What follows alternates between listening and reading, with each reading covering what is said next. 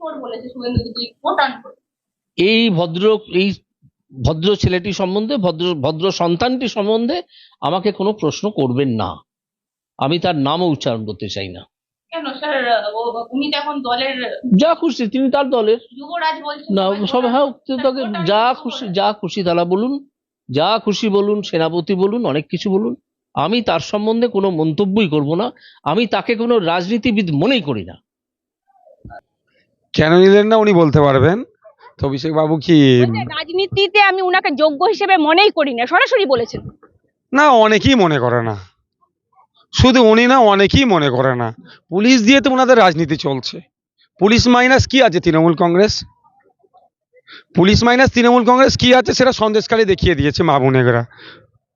যে সারা রাজ্যে যদি পুলিশ বলে দেয় যে না আমি তৃণমূলের চাটুকারিতা করব না, তৃণমূল কংগ্রেসকে খুঁজে পাওয়া যাবে? মারতে হবে না, মারার পক্ষে আমি ছিলাম না, থাকবো না কোনোদিন। এরা নিজেরাই এদের বেডিংপত্র গুছিয়ে কেউ অসমে চলে যাবে, কেউ উড়িষ্যাতে চলে যাবে, কেউ ত্রিপুরাতে চলে যাবে, ভিন্ন রাজ্যে পালাবে, কেউ আবার নদী টপকে হয়তো বাংলাদেশে পালাতে পারে। যা অন্যায় এরা করেছে মানুষের সাথে, যে অত্যাচার করেছে এরা, শুধুমাত্র পুলিশকে এরা টিকিয়ে রেখেছে। আপনি দেখবেন একটা তৃণমূলের নেতার বিরুদ্ধে কথা বললে তার বাড়িতে রাত্রে পুলিশ চলে যাচ্ছে। এটা তো পুলিশ স্টেট করে রেখেছে তৃণমূল কংগ্রেস। আর অভিষেক বাবুর কথা বলছেন, অভিষেক বাবুর পায়ের নিচে কতটা মাটি আছে না আছে, অভিষেক বাবু 2024 এই জেনারেল ইলেকশনে পরীক্ষা হয়ে যাবে। না, কুণাল ঘোষ এই মুহূর্তে ওনার নামটা নেবেন না। কেন কেন কেন বলছে কুণাল ঘোষ, কুণাল ঘোষ দেবো না, ওনার কোনো উত্তর দেবো না। শাসক দলের দেখুন আমি ওনার কোনো উত্তর দেবো না। ওনার আমি কোশ্চেনের কোনো উত্তর দেবো না। এত মানুষ না না ওদের না, কারণ দেখুন ব্যাপারটা হচ্ছে আমরা যে পলিটিক্সের দিকে যাচ্ছি, ওনাকে নিয়ে চর্চা করা মানে আমাদের টাইমকে আমি লস করা। আমরা স্বচ্ছ দুর্নীতিমুক্ত পলিটিক্সের দিকে যাচ্ছি, যে পলিটিক্সে কোনো গালাগালি থেকে শুরু করে কোনো অবাঞ্ছিত মন্তব্য থাকবে না। কিন্তু দুঃখের বিষয়, জানি না উনি কাকে খুশি করার জন্য বিভিন্ন সময় যেভাবে এত অবাঞ্ছিত কথাবার্তা বলে ফেলেন।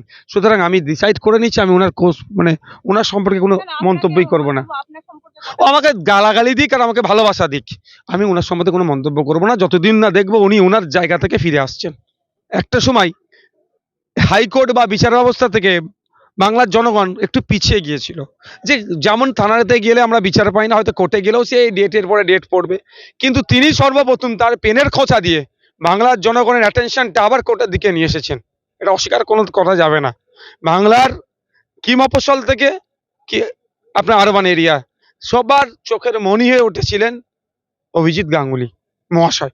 তো আমি একজন শুভাকাঙ্ক্ষী হিসেবে ওনার কাছে অনুরোধ এটাই করব, ওনার টাইম পিরিয়ডটা উনি সমাপ্ত করুক।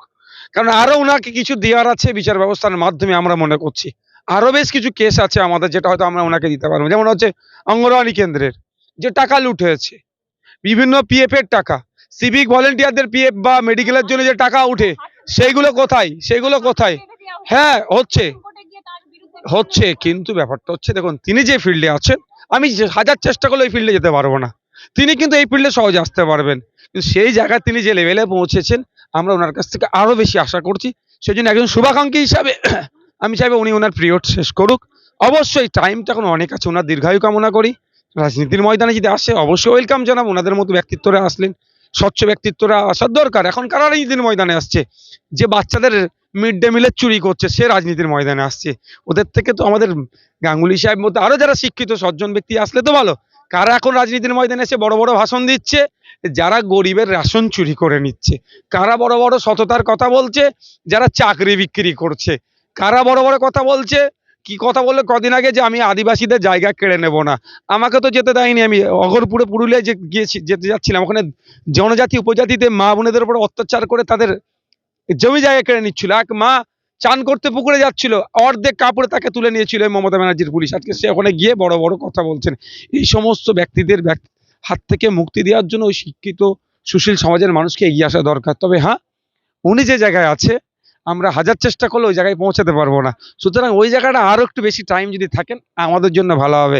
কারণ আমরা যে লড়াইটা করছি, সকালে বার হয়, বাড়ির লোককে বলে আসি যে কোনো টাইম অ্যারেস্ট হতে পারি, কিন্তু এটাও ভরসা থাকে বেশিক্ষণ আটকে রাখতে পারবে না। কারণ এই অভিজিৎ বাবুদের মতো যারা আছেন বা যারা ন্যায়কে প্রতিষ্ঠা করার জন্য যারা কোর্টে আছেন, তাদের ভরসা নিয়ে আমরা লড়াই করছি। যে পুলিশ প্রশাসন আজকে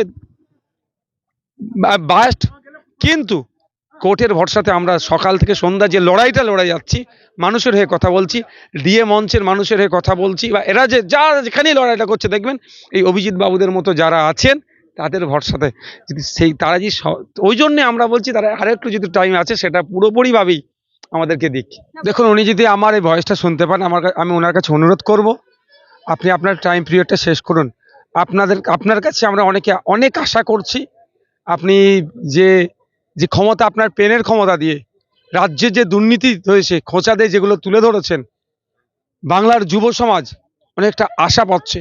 এবং বিভিন্ন যে দুর্নীতি করেছে আমাদের তো অনেকে সংগঠিত হচ্ছিলাম, ওনার বেঞ্চে নিয়ে যেতাম কেসগুলোকে শুরু করার জন্য। এবার তারপরে ওনার ব্যক্তিগত ব্যাপার, উনি রাজনীতি করবেন কি করবেন না, ওনার সেটা তার ব্যক্তিগত ব্যাপার। তবে আমি আমার একজন পশ্চিমবাংলার একজন নাগরিক হিসেবে আমি ওনার কাছে চাইবো উনি ওনার পিরিয়ডটা সম্পন্ন করুক। দেখুন, উনি কার প্রার্থী হবেন, লেফটের হবেন কি বিজেপির হবেন কি আইএসএফের হবেন সেটা বড় কথা নয়। উনি বা রাজ্যসভার সদস্য হবেন সেটা আমিও বলতে পারবো না। তবে আমার অবস্থানটা হচ্ছে উনি ওনার টাইম পিরিয়ডটা শেষ করুক।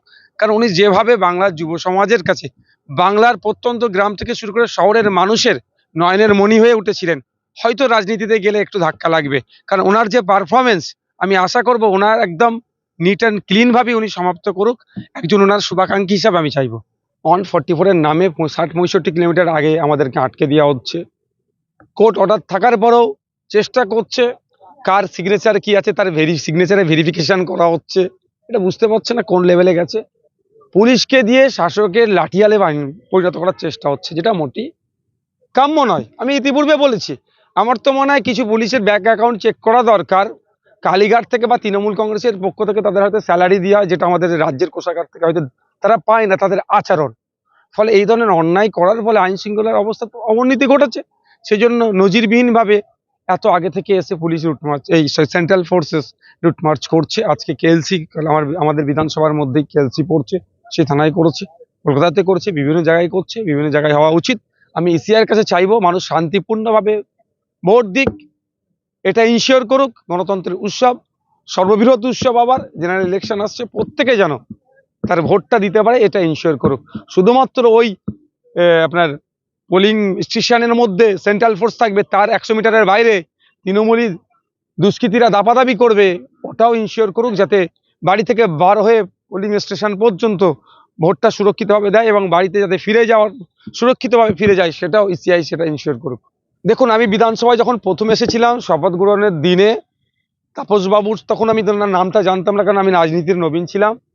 যে আচরণ দেখেছিলাম, সত্যি বলছি আমি মুগ্ধ হয়েছিলাম। আমি জুনিয়র হিসাবে এসে বা অন্য বিরোধীদেরকেও তিনি সহযোগিতা করছেন, তিনি সজ্জন ব্যক্তি। কিন্তু কথা হচ্ছে তাপসবাবুর এতদিন পরে ঘোর কাটলো, যখন ওনার বাড়িতে ইডি গিয়েছিল, আমার তো মনে হয় তার সাথে সাথে যদি তিনি পদত্যাগ করতেন, বাংলার মানুষ তাকে নির্দল থেকে হয়তো জিতে তাকে পাঠাতেন। কিন্তু দুঃখের বিষয়, এখন সময় ঘনিয়ে এসছে, তাপসবাবু যে দলে আছে তার পতন হচ্ছে, এগিয়ে আসছে। হয়তো আগে ভাগে তাপসবাবু দায়টা ঝেড়ে যাওয়ার জন্য হয়তো পদত্যাগ করবেন কি করবেন না, সে ধরনের তিনি রাস্তা দেখছেন। দেখুন, আমি আমার অবস্থানে একদম অনড় আছি, শুধু অপেক্ষায় আছি দলের অনুমোদনে। দলের এই বিষয়টা নিয়ে একাধিক আলোচনা চলছে, পক্ষে বিপক্ষে মত দিচ্ছে। আমি আশা করছি আমি আমার দলে যারা বাকি নেতৃত্ব আছে তাদেরকে কনভিন্স করাবো, আমি ডায়মন্ড হারবার থেকে লড়বো। বলছি, অভিজিৎ গঙ্গোপাধ্যায় নয়নের মণি আপনি বললেন, আমরা শুনলাম। অভিজিৎ গঙ্গোপাধ্যায় যদি বিজেপিতে জয়েন করে, নওশাদ কি একই জায়গায় দাঁড়িয়ে থাকবে? আমি সরাসরি প্রশ্ন। ব্যক্তি অভিজিৎ গঙ্গোপাধ্যায় বাবুকে আমি সম্মান দেব, কিন্তু পলিটিক্যাল আইডিওলজি ক্ষেত্রে আমি ওনার বিরুদ্ধে প্রার্থী দিয়ে আমরা লড়াই করব। অভিজিৎ গঙ্গোপাধ্যায় মোট আনকোট শোনা যাচ্ছে তমলুক থেকে বিজেপির প্রার্থী হতে চলেছেন, 7 তারিখ বিজেপিতে জয়েন করতে চলেছেন, এরকমই ব্রেকিং সূত্র মারফত, ঘনিষ্ঠ মহল মারফত। আইএসএফ তমলুকে প্রার্থী দেবে, অভিজিৎ বাবুর বিরুদ্ধে প্রার্থী দিয়ে ভোট ক্যাম্পেইন করব। অবশ্যই সম্মান করি, ছিলাম, আছে, আগামী দিনেও থাকবো। কিন্তু পার্টির আইডিওলজিক্যালি ক্ষেত্রে পার্টির ব্যানারে যখন হবে, রাজনৈতিকভাবে আমি লড়াই করব। ওই তৃণমূলীদের মতো অবাঞ্ছিত ভাষা প্রয়োগ করে অভিজিৎ বাবুকে কালিমালিপ্ত করব না। আমার সবের সাথে লড়াইটা হবে রাজনৈতিক লড়াই।